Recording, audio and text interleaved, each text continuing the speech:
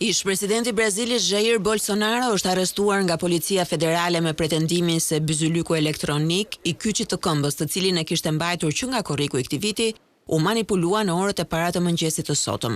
I dënuar me 27 vite e 6 muaj burg për tentativën e një grushti shteti dhe krime të tjera të rënda, Bolsonaro u mor në 6 të mëngjesit nga shtëpia e tij në kryeqytet, ku kishte qëndruar në arrest shtëpiak që nga 4 gushti.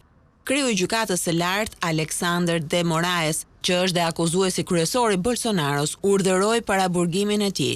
Vendim ky, të cilin e justifikoi duke përmendur rrezikun e arratisjes.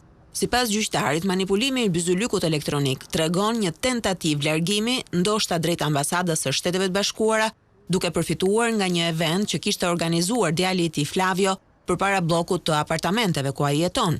Është e rëndësishme të theksohet se apartamenti të pandehurit ndodhet gati 13 kilometra nga sektori jugor i ambasadave në Brazilia, pikërisht aty ku gjendet dhe misioni diplomatik i Shteteve të Bashkuara. Një distancë kjo që me makinë mund të përshkohet për rreth 15 minuta, theksoi Moraes.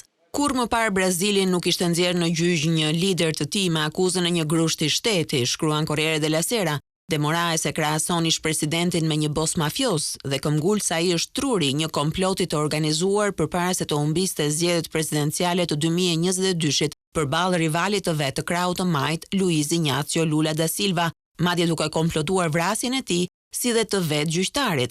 Një grup mbështetësish të Bolsonaros mosyn ndërtesat qeveritare 8 janarin e vitit 2023, 7 ditë pas inaugurimit të Lulës si president.